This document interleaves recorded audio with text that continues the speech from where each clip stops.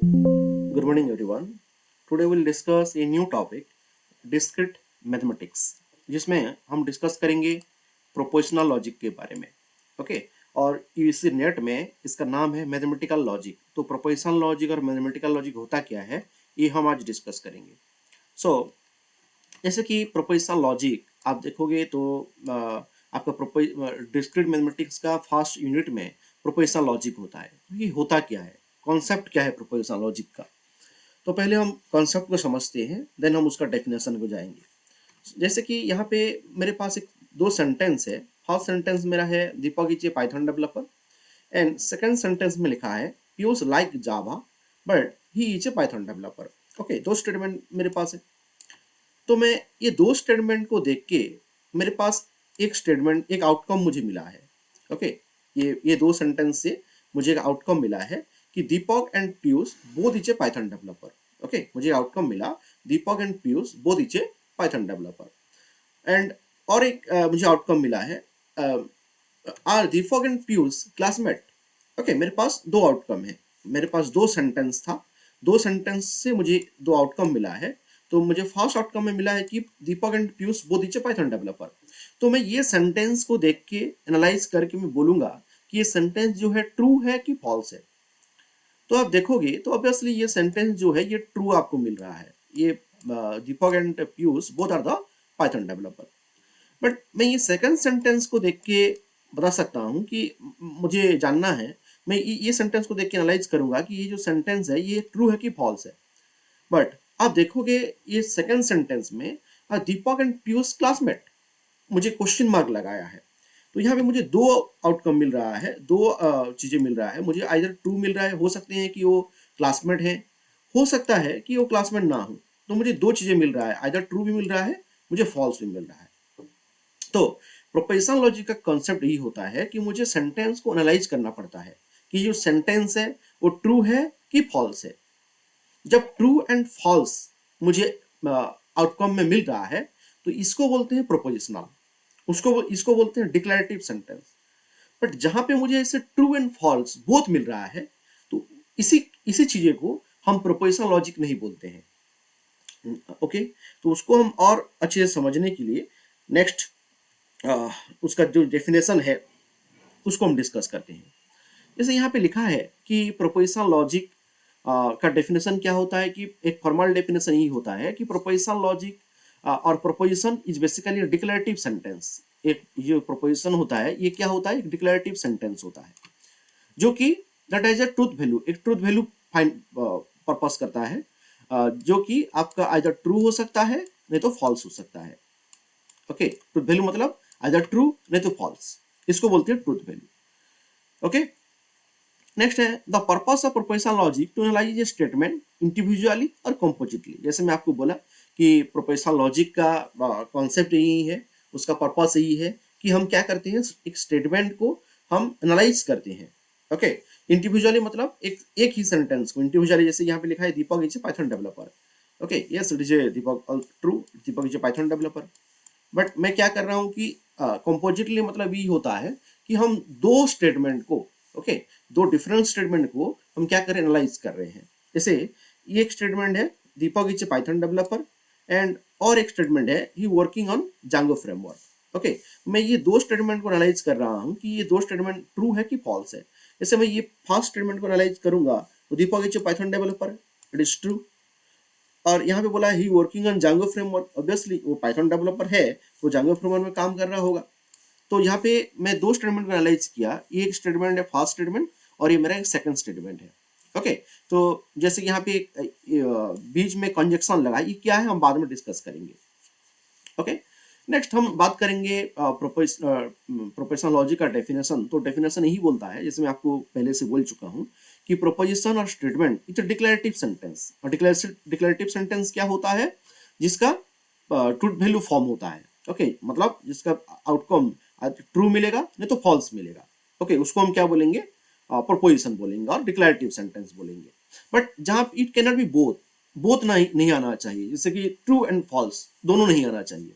Okay, जैसे उसका कुछ एग्जाम्पल है, एग्जाम्पल से हम डिक्लेयर करेंगे. और इसमें एक इंपॉर्टेंट पॉइंट है कि prepositional logic is also called Boolean logic, उसको हम क्या बोलते हैं, बुलियन लॉजिक बोलते हैं। ओके, और जैसे कि हम डिजिटल लॉजिक में भी ये प्रोपोजिशनल लॉजिक को डिस्कस करते हैं। Okay, it work on 0 and 1। Obviously जैसे हम बात करते हैं 1 की, तो इट इज हम ट्रू में लेते हैं 1 को, एंड 0 को हम क्या लेते हैं, एज ए फॉल्स लेते हैं। ठीक है, ओके, ये हम प्रोपोजिशनल डिजिटल लॉजिक में भी यही चीजें को हम डिस्कस करेंगे। ओके, नेक्स्ट इज जैसे कि कुछ एग्जांपल दिया गया है इसमें, कि जैसे मेरे फर्स्ट एग्जांपल दिया गया है कि there are 7 days in a week. Okay, तो ये जो सेंटेंस है मैं इसको एनालाइज करके बता सकता हूँ कि जो स्टेटमेंट है ये ट्रू है कि फॉल्स है। ये obviously it is true. Okay, तो जहाँ पे मुझे true and false, either true मिलेगा नहीं तो फॉल्स मिलेगा, तो इसको हम क्या बोलेंगे, प्रोपोजिशनल लॉजिक बोलेंगे। तो ये जो सेंटेंस है ये एक प्रोपोजिशन है। ओके,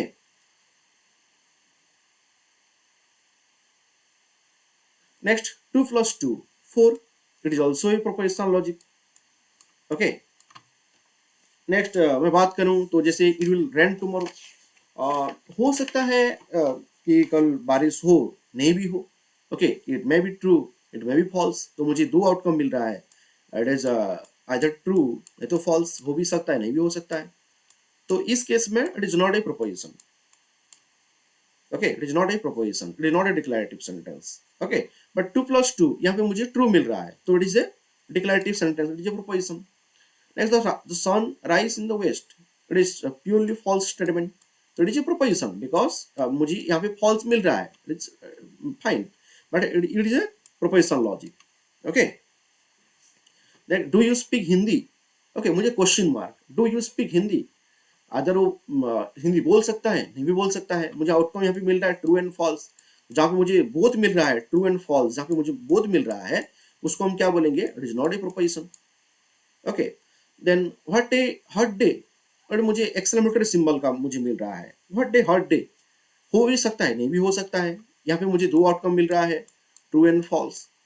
ओके, तो इसी केस में भी it is not a proposition. तो जहाँ पे मुझे यहाँ पे ये कंसेप्ट में हमको क्लियर यही हो रहा है कि हम जहाँ पे मुझे बोथ मिल रहा है, ट्रू एंड फॉल्स, उसी को हम प्रोपोजिशन नहीं बोल सकते।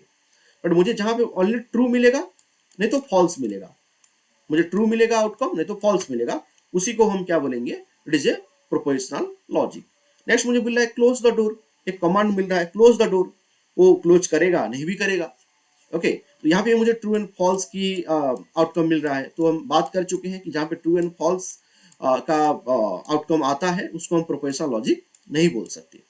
इसलिए यहाँ पे लिखा है question, command, exclamation is not A declarative sentence. जहाँ पे आपको ऐसे क्वेश्चन मार्क दिया गया है, कमांड दिया गया है, एक्सक्लेमेटरी सिंबल लगाया गया है, तो उसको आप डिक्लेरेटिव सेंटेंस नहीं बोल सकते। और डिक्लेरेटिव स्टेटमेंट और सेंटेंस नहीं है तो it is not a proposition, not a prepositional logic, याद रखो। ओके, तो एग्जाम में क्वेश्चन आता है, आपको एग्जाम्पल देगा और बोलेगा कि ये जो स्टेटमेंट है ये प्रोपोजिशनल लॉजिक है कि नहीं है, फाइंड करके बताओ, 1 मार्क क्वेश्चन। ओके, तो आपको बताना पड़ेगा कि आप जहाँ पे इस टाइप ऑफ कंडीशन है तो आप डायरेक्टली बोल सकते हो कि not a prepositional logic. But आपको ऐसा कुछ क्वेश्चन सेंटेंस दिया गया है, वो आपको थोड़ा समझ के उसका आउटकम ट्रू आएगा कि फॉल्स आएगा, ट्रू एंड फॉल्स आएगा, it is fine, it is prepositional logic.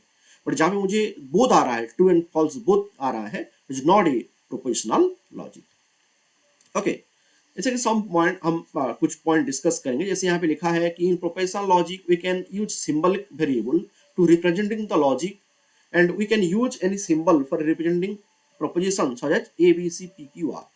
जैसे बात करें हम फास्ट की, जैसे यहाँ पे हम स्टेटमेंट लिख रहे हैं तो स्टेटमेंट को हम एक वेरिएबल से रिप्रेजेंट कर रहे हैं, जैसे पी, ये सेंटेंस का जो मेरा वेरिएबल है वो पी है।